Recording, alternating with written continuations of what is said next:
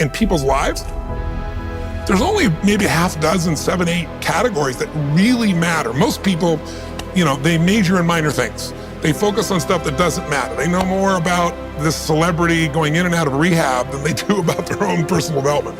But I look at and say, if you look at your body, without that, everything else is out the door. You don't want to be richest man in the graveyard. That's not going to do it. If there is energy, if there's vitality, if there's strength, it's going to show up in your relationship. It's going to show up in your business, show up in your life. That's an area you got to master. You can't dabble. It's too important. Emotions are everything. I mean, you got a ton of money, you got everybody loves you, and your primary emotions are pissed off and frustrated, then your life's pissed off and frustrated. It doesn't matter if you got $1 billion or 1 million people loving you, your life is not great.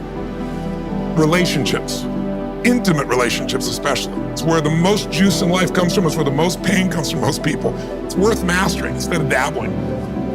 Really looking at what are you going to do with your time and mastering your time. Instead of having a checklist, you cross it all off. You can mistake movement for achievement. I want to squeeze out of that time what matters, that creates value for me and for everyone I care about and love. What about your career or your business and the mastery of that instead of dabbling? Most businesses are dabblers. That's why they don't make it. 96%, in any 10-year period of time, 4% make it. That doesn't even mean they're profitable.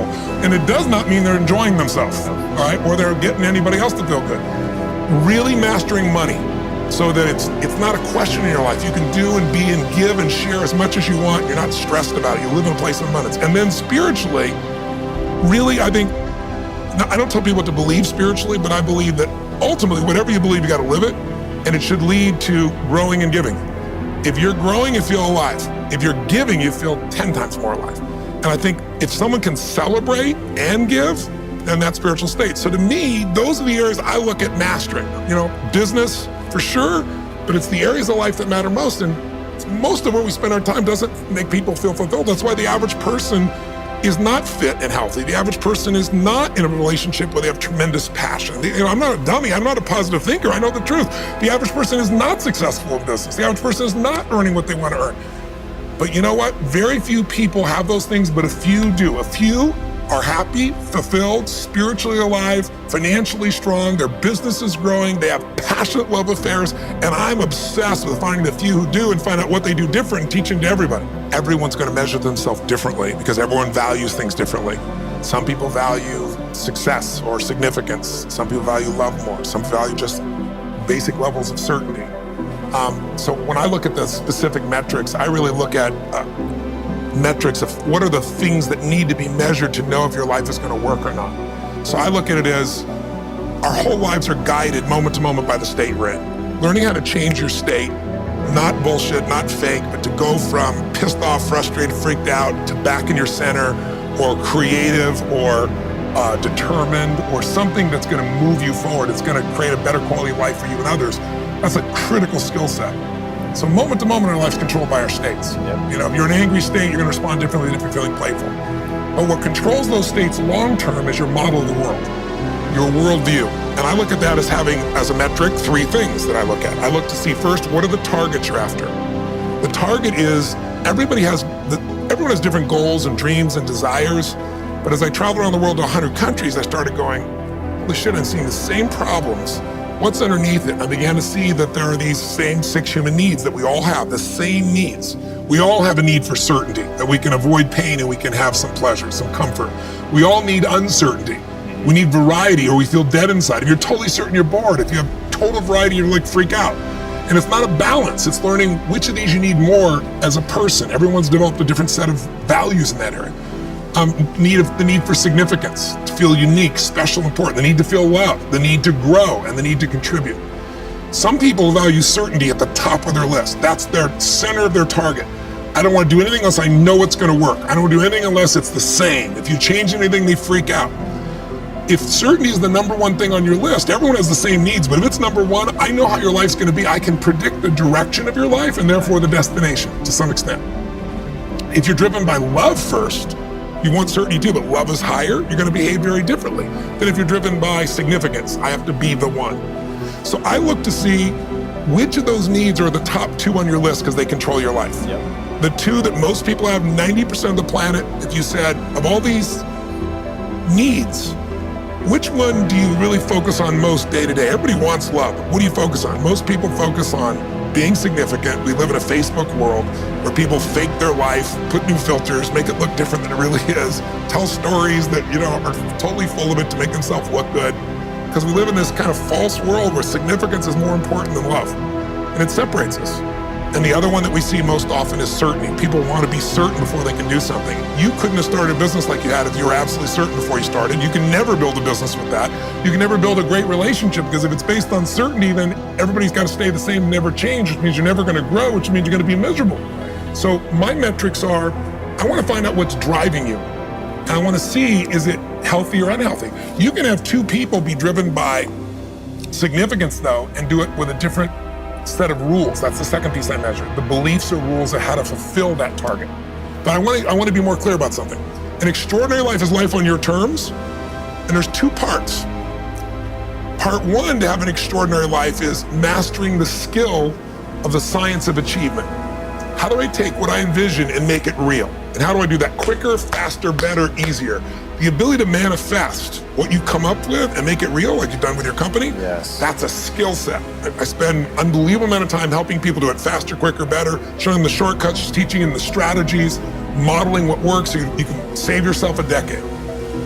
But I would submit to you that having done this for 38 years with, 50 million people at this stage, I can tell you that the science of achievement, there are a lot of people that are damn good at that, and they still don't have an extraordinary life. They have an extraordinary life. You see it as extraordinary, but I get the phone call from the multi-billionaire who tells me he wants to do this thing on his business, but what he really find out is he's miserable as hell, and he's hoping somehow I'm gonna rub off on him on that side too.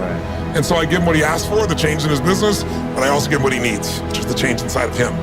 So the second skill is the art of fulfillment. If you want an extraordinary life, you can't just achieve, you gotta be fulfilled. As simplistic as that sounds, but it's an art. It's not a science. It's a science to making money, come on.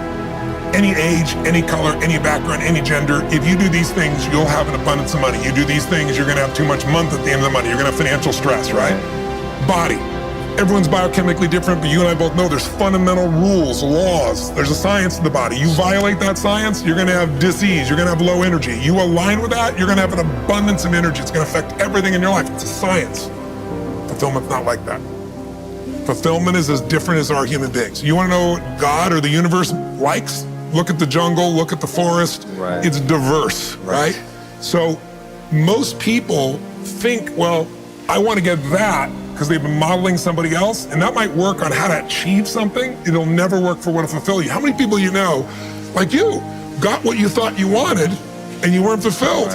And that, I always tell people, success without fulfillment is the ultimate failure. The ultimate failure, because if you go at something and you fail and you're an achiever, you don't fail. You go, I learned something, I'll just try something else. I'm gonna still get there. But when you succeed and you're not happy, so a perfect example of this, I mentioned in the seminar you were there because it hit me about a year and a month ago, we lost what I consider a national treasure, Robin Williams. And I asked people, how many of you love Robin Williams? Everybody raised their hand all around the world, right? He made people laugh, people were touched by him. So how good was he at the science of achievement? I mean, he wanted to be a great comedian, make the whole world laugh, he did. He wanted to have his own TV show, he did. He wanted the #1 show, he did it. He wanted to make movies, he did. He wanted to have an Academy Award for not being funny.